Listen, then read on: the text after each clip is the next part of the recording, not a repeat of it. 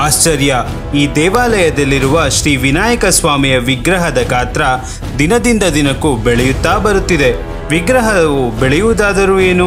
ಹೌದು, ಇಲ್ಲಿನ ದೇವಾಲಯದ ಅಧಿಕಾರಿಗಳು ಸಾಕ್ಷಿ ಆಧಾರಗಳೊಂದಿಗೆ ಈ ವಿಷಯವನ್ನು ರುಜು ಮಾಡಿದ್ದಾರೆ. ಆ ಆಧಾರಗಳಾದರೂ ಏನು? ಇಷ್ಟಕ್ಕೂ ಆ ದೇಗುಲ ಇರುವುದಾದರೂ ಎಲ್ಲಿ? ಆ ದೇಗುಲಕ್ಕಿರುವ ಪ್ರತ್ಯೇಕ ಕಥೆಯಾದರೂ ಏನು?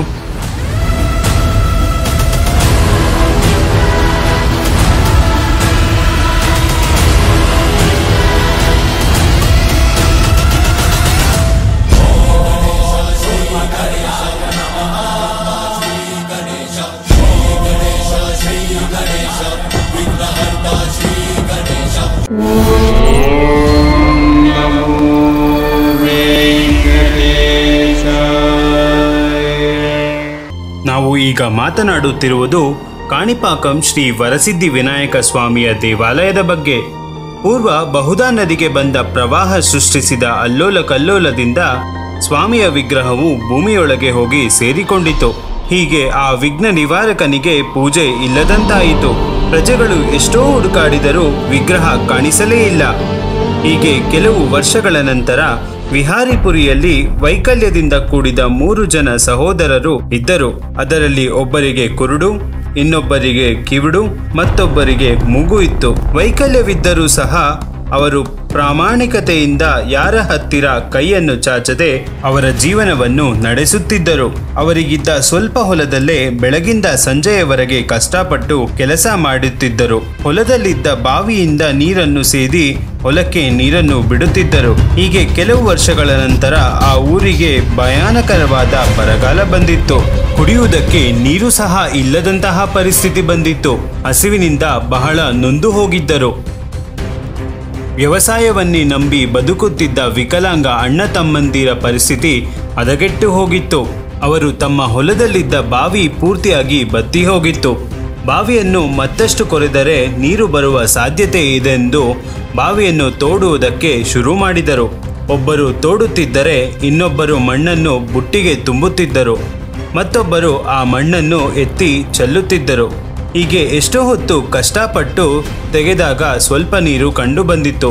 ಇನ್ನು ಸ್ವಲ್ಪ ಮಣ್ಣು ತೆಗೆದರೆ ನೀರು ಸಿಗಬಹುದು ಎಂದು ಭಾವಿಸಿ ಅವರಲ್ಲಿ ಒಬ್ಬರು ಆರೆಯಿಂದ ಜೋರಾಗಿ ಹೊಡೆದಾಗ ಆ ಆರೆಯು ಒಂದು ಕಲ್ಲಿಗೆ ತಗುಲಿ ಆ ಕಲ್ಲಿನಿಂದ ರಕ್ತ ಹೊರಚಿಮ್ಮಿ ಆ ಸಹೋದರರ ಮೇಲೆ ಬೀಳುತ್ತದೆ.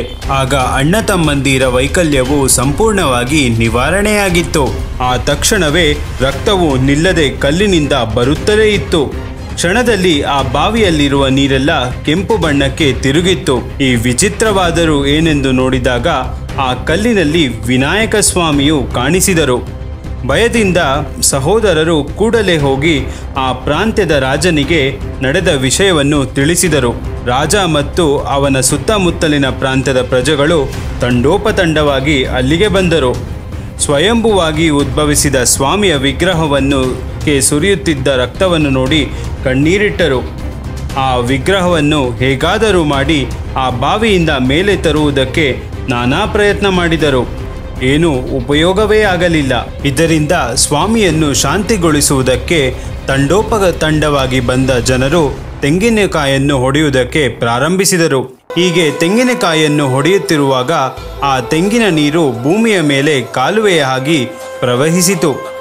ಇದರಿಂದ ಶಾಂತಿಯಾದ ವಿನಾಯಕ ಸ್ವಾಮಿಯು ನೀರಿನ ಮಟ್ಟ ಹೆಚ್ಚುತ್ತಿದ್ದಂತೆ ನೆಮ್ಮದಿಯಾಗಿ ನೀರಿನ ಮೇಲೆ ತೇಲುತ್ತಾ ಮೇಲೆ ಬಂದರು.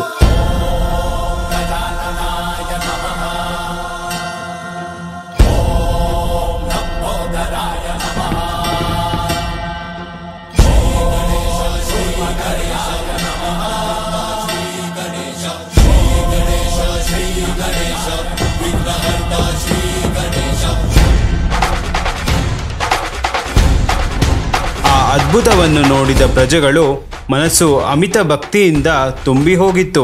ಕಾಣಿ ಎಂದರೆ 1/4 ಎಕರೆ ಭತ್ತದ ಹೊಲ ಅಥವಾ ಫಲವತ್ತಾದ ಭೂಮಿ ಎಂದರ್ಥ. ಪಾರಕಂ ಎಂದರೆ ತಮಿಳಿನಲ್ಲಿ ನೀರು ಹರಿಯುವುದು ಎಂದರ್ಥ ಬರುತ್ತದೆ. ಆ ಫಲವತ್ತಾದ ಭೂಮಿಯಲ್ಲಿ ಹರಿದ ತೆಂಗಿನ ನೀರನ್ನು ಕಾಣಿಪಾರಕಂ ಎಂದರು. ಅನಂತರವೇ ಆ ಹೆಸರು ಕಾಣಿಪಾಕಂ ಆಗಿ ಮಾರಿ ಹೋಗಿತ್ತು. ಸುಮಾರು 1000 ವರ್ಷಗಳ ಹಿಂದೆ ಕುಲೋತ್ತುಂಗ ಚೋಳನು ತಾನು ಮಾಡಿದ ಬ್ರಹ್ಮಹತ್ಯೆ ಪಾತಕವನ್ನು ಕಳೆದುಕೊಳ್ಳುವುದಕ್ಕೆ ಇಲ್ಲಿಗೆ ಬಂದು ದೇವಾಲಯವನ್ನು ನಿರ್ಮಿಸಿದನು ಎಂದು ಹೇಳುತ್ತಾರೆ. ಅನಂತರ ಆ ಕಾಲದಲ್ಲಿ ಎಷ್ಟೋ ರಾಜರು ಈ ಆಲಯವನ್ನು ಅಭಿವೃದ್ಧಿ ಮಾಡಿದರು. ಇಲ್ಲಿ ನಡೆಯುತ್ತಿರುವ ಅದ್ಭುತವೇನೆಂದರೆ ವಿನಾಯಕ ಸ್ವಾಮಿಯ ವಿಗ್ರಹವು ಬೆಳೆಯುತ್ತಾ ಬರುತ್ತಿದೆ. ಈ ವಿಷಯವನ್ನು ಅಧಿಕಾರಿಗಳು ಸಾಕ್ಷಿ ಸಮೇತವಾಗಿ ರುಜು ಮಾಡಿದ್ದಾರೆ. ಸುಮಾರು 50 ವರ್ಷಗಳ ಹಿಂದೆ ಸ್ವಾಮಿಯವರಿಗೆ ಮಾಡಿಸಿದ ಬೆಳ್ಳಿ ತೊಡುಗುಗಳು ಕೆಲವು ವರ್ಷಗಳ ನಂತರ ಸ್ವಾಮಿಗೆ ಅಲಂಕರಿಸಲು ಪ್ರಯತ್ನಿಸಿದಾಗ ಆ ತೊಡುಗುಗಳು ಸ್ವಾಮಿಗೆ ಸರಿ ಹೋಗಲಿಲ್ಲ ಎಂದು ತಿಳಿದುಕೊಂಡರು. ಒಂದು ಸಲವಾದರೆ ಏನೋ ತಪ್ಪಾಗಿ ಮಾಡಿರಬೇಕು ಎಂದುಕೊಂಡರೆ ಅದೇ ವಿಷಯವು ಬಹಳ ಸರಿ ನಡೆದಿದೆ. 1945ರಲ್ಲಿ ಒಬ್ಬ ಭಕ್ತೆ ಸ್ವಾಮಿಗೆ ಮಾಡಿಸಿದ ತೊಡುಗುಗಳು ಕೆಲವು ವರ್ಷಗಳ ನಂತರ ಹಿಡಿಸಲೇ ಇಲ್ಲ. ಹಾಗೆ 2002ರಲ್ಲಿ ಇನ್ನೊಬ್ಬ ಭಕ್ತರು ಸಹ ಸ್ವಾಮಿಯವರಿಗೆ ಮಾಡಿಸಿದ ಬೆಳ್ಳಿಯ ಕವಚ ಸಮರ್ಪಿಸಿದರು. ಆ ಕವಚವೂ ಸಹ ಕೆಲವು ವರ್ಷಗಳ ನಂತರ ಆ ವಿಗ್ರಹಕ್ಕೆ ಹಿಡಿಯಲೇ ಇಲ್ಲ. ಅನಂತರ 2006ರಲ್ಲಿ ಇದೇ ರೀತಿ ನಡೆಯುತ್ತಿದೆಯಂತೆ.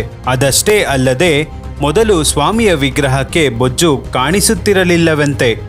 ಈಗ ಬೊಜ್ಜು ದೊಡ್ಡದಾಗಿ ಹೋಗಿದೆ ಎಂದು ಅರ್ಚಕರು ಹೇಳುತ್ತಾರೆ. ಈ ಎಲ್ಲ ವಿಷಯಗಳನ್ನು ನೋಡಿ ಸ್ವಾಮಿಯ ವಿಗ್ರಹವು ಖಚಿತವಾಗಿ ಬೆಳೆಯುತ್ತಿದೆ ಎಂದು ನಿರ್ಧಾರಣೆಗೆ ಬಂದರು. ಆ ದೇವಾಲಯದಲ್ಲಿ ಸ್ವಾಮಿಯವರು ಇದ್ದಾರೆ ಎನ್ನುವುದಕ್ಕೆ ಇದಕ್ಕಿಂತ ಸಾಕ್ಷಿ ಇನ್ನೇನು ಬೇಕು? ಇಂದಿಗೂ ಸಹ ಸ್ವಾಮಿಯವರ ವಿಗ್ರಹವು ಬಾವಿಯೊಳಗೆ ಇರುತ್ತದೆ. ಆ ಬಾವಿಯಲ್ಲಿ ಕೆಲವು ಸಂದರ್ಭಗಳಲ್ಲಿ ನೀರು ಉಕ್ಕಿ ಹರಿಯುತ್ತದೆ. ಆ ನೀರನ್ನು ವಿನಾಯಕನ ಪ್ರಸಾದವಾಗಿ ಭಕ್ತರಿಗೆ ಕೊಡುತ್ತಾರೆ. ಇಲ್ಲಿಯ ದೇವಾಲಯದಲ್ಲಿ ಒಂದು ಬಾವಿಯಲ್ಲಿ ವಿನಾಯಕನ ವಾಹನವಾದ ಮೂಷಿಕ ಇರುತ್ತದೆ. ನಿಮಗೆ ಇಷ್ಟವಾದ ಅಥವಾ ಸ್ವಾಮಿಯವರಿಗೆ ಇಷ್ಟವಾದ ಪದಾರ್ಥಗಳನ್ನು ಬಿಟ್ಟರೆ ಅವರ ಕೋರಿಕೆಗಳನ್ನು ಖಚಿತವಾಗಿ ನೆರವೇರಿಸುತ್ತಾನೆ ಎಂಬುದು ಸ್ವಾಮಿಯ ಭಕ್ತರ ವಿಶ್ವಾಸ. ವಿನಾಯಕ ಸ್ವಾಮಿಯ ದೇವಾಲಯದ ಪಕ್ಕದಲ್ಲೇ ಮಣಿಕಂಠೇಶ್ವರ ಸ್ವಾಮಿಯ ದೇವಾಲಯ ಇರುತ್ತದೆ.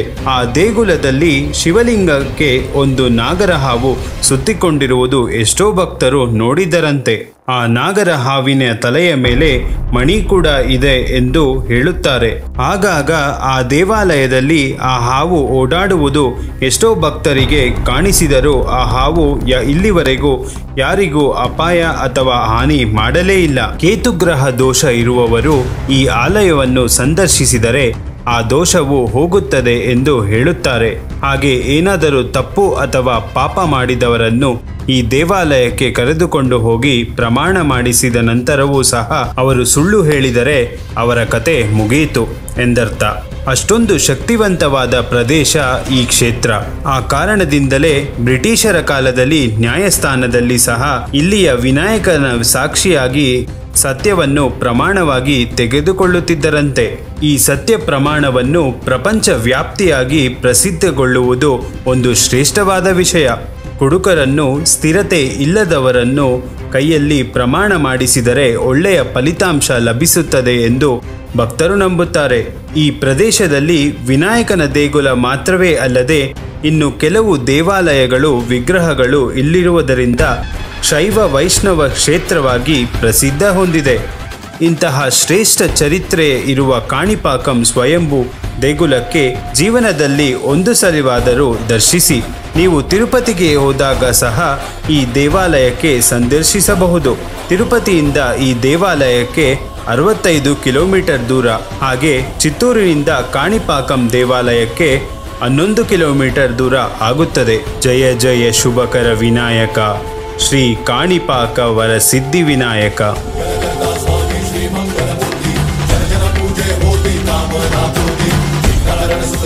देवगण